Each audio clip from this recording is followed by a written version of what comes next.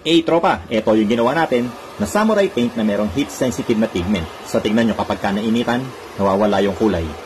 Kung paano ko ginawa ito, panoorin mo yung buong video, tropa.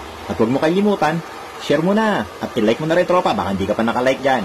Game! Ito yung visor natin ng Aerox. So una natin gagawin dito, wet sanding number 800 na liha ang ginamit natin, tropa. Tapos sinabon natin yan at syempre binanlawan. Pinatuyo natin mabuti, tapos nag-apply na tayo ng primer. Ang gamit natin, 2K04 epoxy surfacer. Nagliha tayo ng bahagya after matuyo ng surfacer natin. Tapos binubugahan naman natin ngayon ng white. Ang code nito, white 2102. At gagamit tayo ng heat sensitive na pigment. Kulay black to, tropa.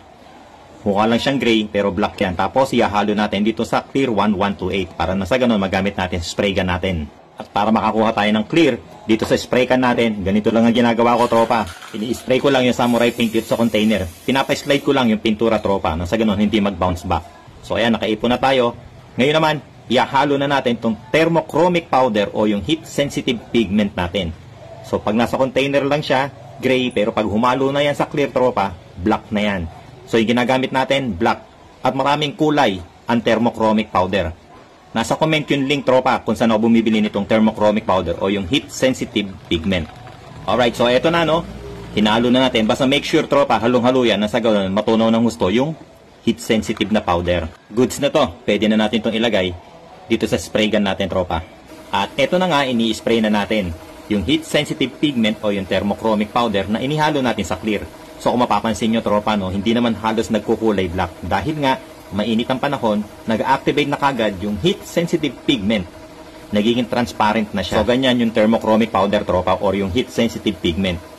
Once na initan, nag-activate na siya. Nagiging colorless na. At ngayon naman, bubugahan natin ito ng 4D Blue. 4D881 ang code nito, tropa. Dahil malamig itong pintura, pag tumama na dito, uma-activate na yung black niya, di ba, tropa? Kaya ayan, nagiging kulay blue siya. At dahil lang 4D Blue, pag tumama doon sa black, may kulay. Pag tumama sa white, effect na lang siya. So kapag ka nainitan to, tropa, sabay na mawawala yung kulay.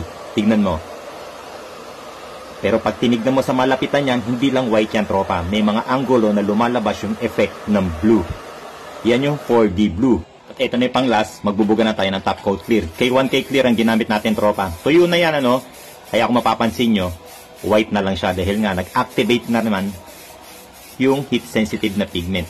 At dahil malamig ulit, yung ibinubuga natin na pintura, etong K1K clear, unti-unti na naman lumalabas yung kulay niya, tropa.